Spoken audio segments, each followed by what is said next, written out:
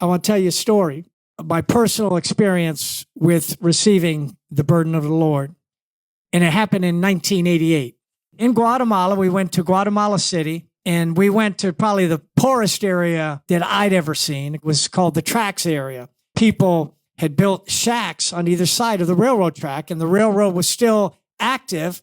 And so we would go down there and we'd hear the train whistle, and all of a sudden you'd see the older brothers and sisters grab the younger brothers and sisters, and they'd stand against the shack, until the train went by. And I think it was like the second night we went back to the room, and I was in a room with about 5 men. I was in the top bunk, and this sorrow started just kind of welling up inside of me, and I started weeping.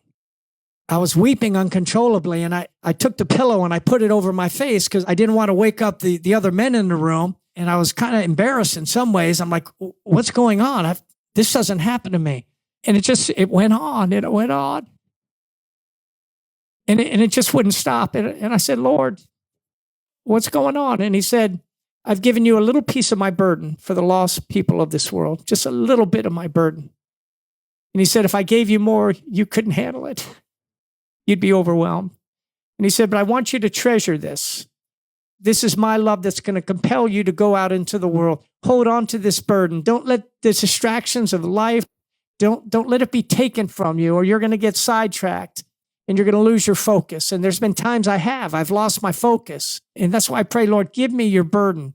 And sometimes he puts me in situations. He puts you in situations with people, and you feel this compassion, almost like Jesus felt when he was at the grave of Lazarus, and he was with Mary and Martha, and he felt their pain.